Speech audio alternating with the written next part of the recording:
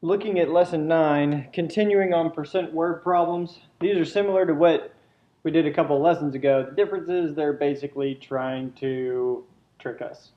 And not so fast. We're going to figure you out. So lesson 9, just going to do a couple of examples and you should kind of figure it out from there. It says you just got to learn the wording of it. But it says the wood nymphs and all the maids gambled and frolicked before the banquet began. All right, that's just confusing. If 70% of those present were wood nymphs and 120 maids were present, how many wood nymphs came to the banquet? So, the way I would solve this is, you guessed it, ratio box. Yeah, ratio box. We love ratio boxes. And now we're going to look at specific things within this word problem that are hints. So the wood nymphs and the maids gambled and frolicked before the banquet began. That's basically a load of nonsense that I don't need to know. So get that out of here. This is where the problem really starts. It says if 70% of those present were wood nymphs, let's stop right there. We can actually know what to write from knowing that 70% are wood nymphs. We know that this, I'll use another marker, this will be our percent column. And 70 is the percent of wood nymphs, whatever that is. We always know that the total is 100. And what's the other variable? The other variable is the maids. So this would be the column, or the row for the maids. And the amount of maids is 30%. Once again, this is our percent column, but we can know that once we already heard that 70% of those present were wood nymphs. Moving on, it says 120 maids were present. How many wood nymphs came to the banquet? So what is the next piece of information it gives us? It says 120 maids were present. Well, we look at our maids row. This is our numbers column. Our maids number of whatever these things are. Number of maids is 120. So that would go in that row. Then it says, okay, we got that. How many wood nymphs came to the banquet? So we don't need to know the total. We want to know the number of wood nymphs. And then now we have our ratio that we can set up and go. 70 over 30 equals number of wood nymphs. Whoa, that was off. Over 120. We can go ahead and get rid of 0. 70 over 30 is the same thing as 7 over 3. And we can cross multiply 3 and 7 times 120 is 840. We divide by 3 and find that the number of wood nymphs is 280. Is that correct? Yep. So wood nymphs is 280.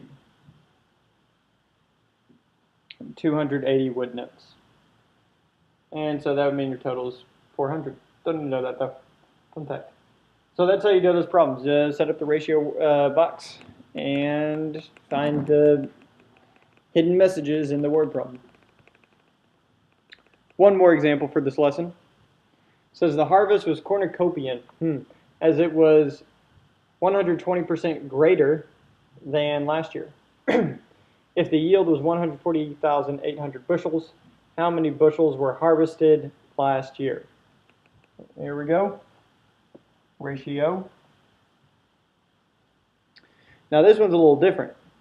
It says 120% greater than last year. So rather than, let's call this our percent column again.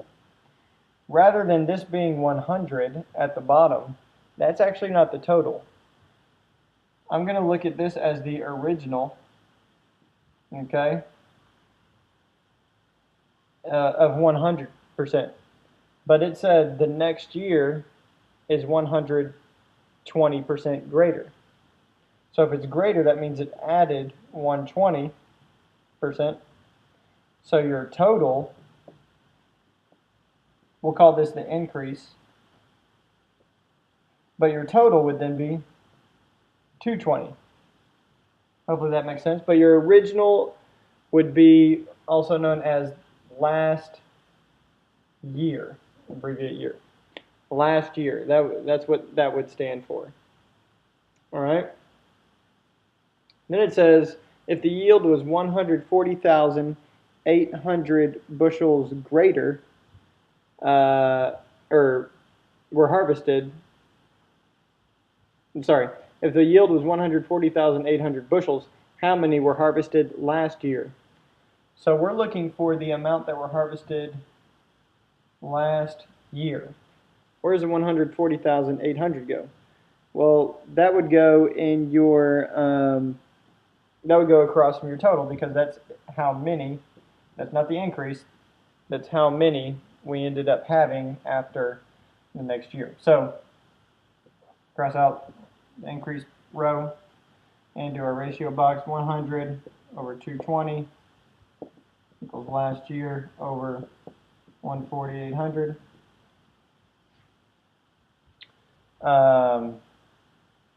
Cross out a 0. I guess I just like doing that. Cross multiply. 22. I'm gonna never mind. 22 last year equals 140,800 and add 10. Yeah, 1,408,000. Then you divide. I'm not going to do that mentally. I'm just going to look, and you get 64,000 when you divide this by 22.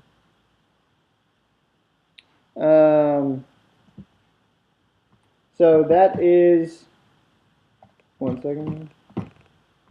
That is all there is to this lesson. So just make sure you are able to plug everything in the ratio boxes properly, and just get used to the wording that they use. But if it gives an increase in percentage, you can start with 100% in the top box. And that is the end of lesson 9.